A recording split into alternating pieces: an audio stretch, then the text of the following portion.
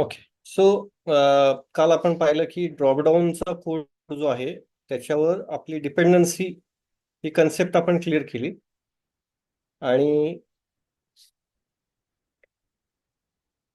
त्याची default value कशी set करायची हे आपण डिस्कस केलं, right?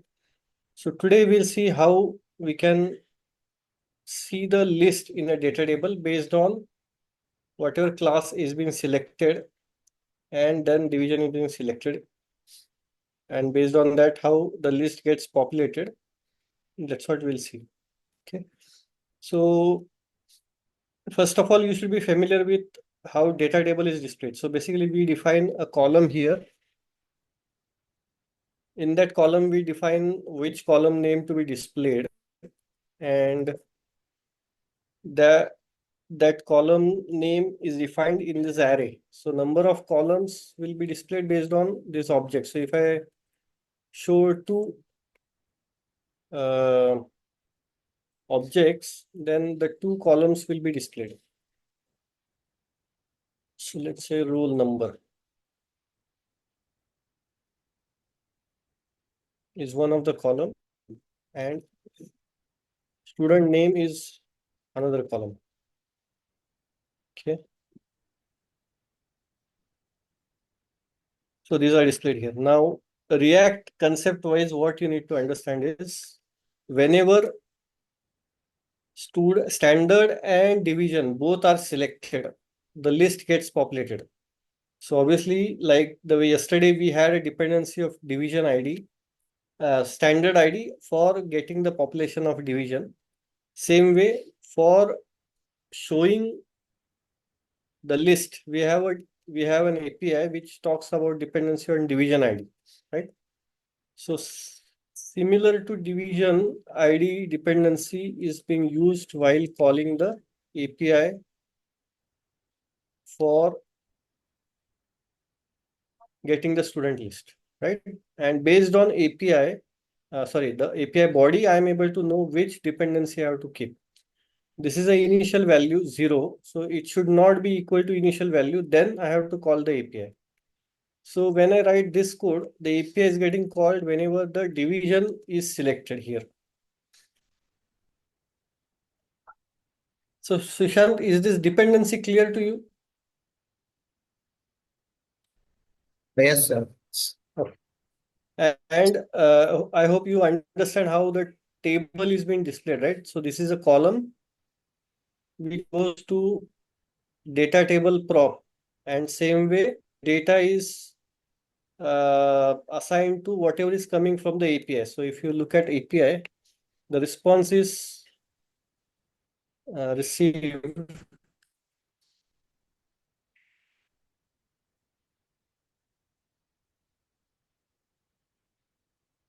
Okay. So this is an array which is received from this API, and in that array, student list is the array. So I have used student list as a data. This is an object. It starts with curly bracket, which means it's an object, and within an object there is an array of student list. So what I should be sending to data table is an array list. So I'm sending this student list as a array to this prop as a data. And what columns to be displayed from this array is defined in this column variable. So ID and label are used to define the column, and render cell row dot student name or render cell row dot roll number will show the respective column at. So I hope data table you are familiar, Sushant. Yes, sir. Okay. So we are not discussing about data table. We are talking mainly about the dependency.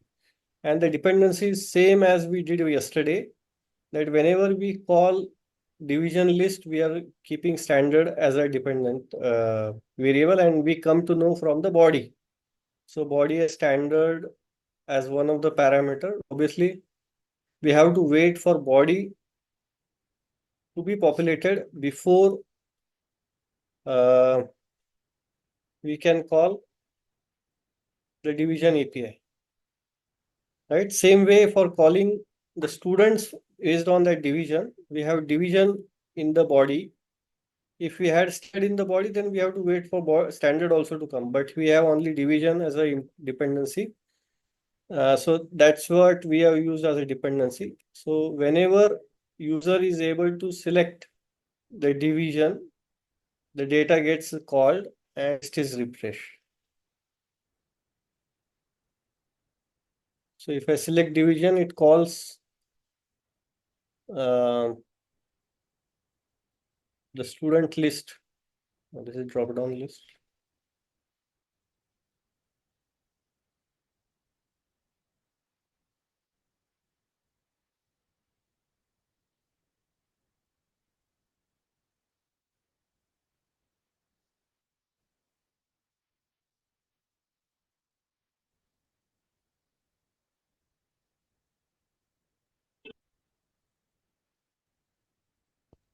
Sir Hmm. Screen stuck है. Yes. तो थोड़ा issue है. I'll share. आवाजाला पण थोडं हे होतं. दिसते का आता? हा दिसते. Okay. So whenever the division is changed, we call the API, which is get student list, and the response is student's name, which is displayed here. So the main concept which I want to highlight is it's the same way we had called drop-down APIs, same way we are calling the API to get the list. Now showing the list is done in a data table, which I'm expecting you already know that you have to pass columns. The number of columns you mention here will be displayed. So I can add one more column right now. If you see, there are two columns which are displayed. I can add one more column from the array, that is, let's say student ID also we want to display. So I'll put student ID.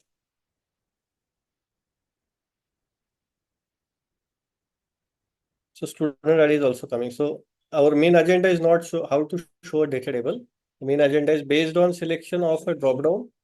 This list gets populated, right? So we are talking about dependency of this column.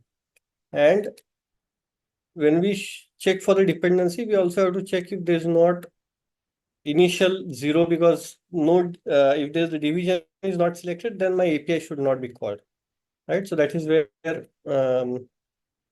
this check is built in. Okay. So we'll limit our today's discussion to here.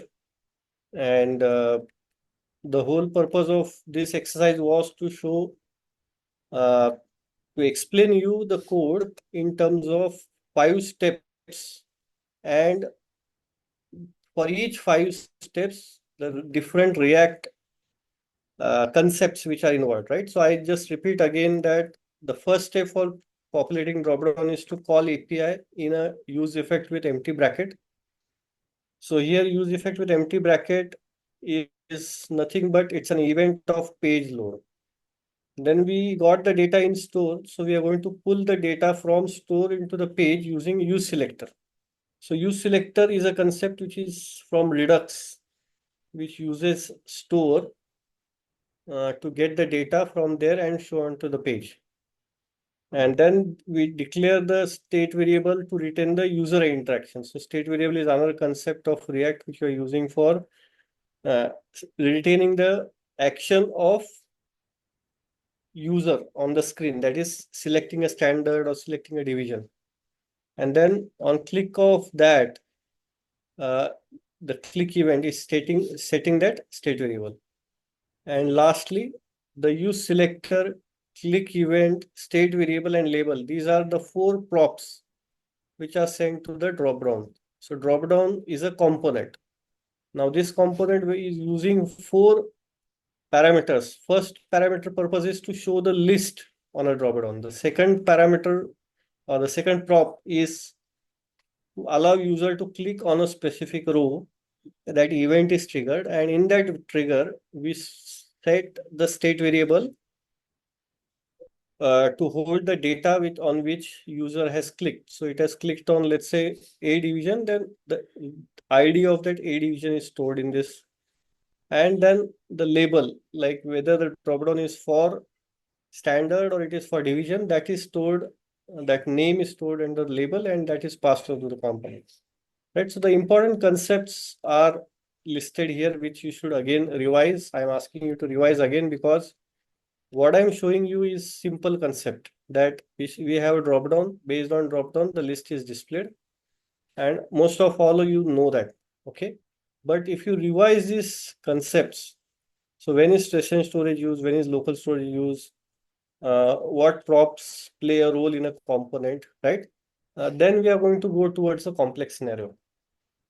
Okay. So today's lecture will limit to this. So any questions on that? So you are seeing that slowly we are building our knowledge of how to use the React concepts, right? And since these are all getting now repeated, because whenever I wanted to show the second dropdown, the same code was used. Now I am showing you the list the populate. Again, there's a dependency, there's API call, right? And obviously there is no user action on the list. So only the columns and data as a prop are sent to the data table, which is a component. Okay. So we are repeating those concepts, but with this repetition of the concepts, we'll slowly move to a page which will look more complex. But anyone of gets similar kind of page, I now assume that you have been able to talk the code without looking at laptop. That first we populate the dropdown for standard. On dependency of standard selection, we populate the division, and with the dependency of division, we populate the list. Right? So how to show standard 4 props, how to show division 4 props, and then how to show the list 2 props, data and columns. So far we are clear. Yes, sir. Yes, sir. Sushant, is Yes. it easy to understand? Yes, sir. Okay. So today's agenda was this. Tomorrow you repeat this. I'll take you through one of the additional scenario in the same page where we face a difficulty like navigating to next page or showing some action on the data table. So we'll talk about these areas tomorrow. And then after tomorrow, we'll start building another concept of component and props, which will be the interesting part, right? So let's conclude on this. Any questions before we drop? No, sir. Okay, No, sir. yeah, fine. Ankita, you can stop the recording. Anjali.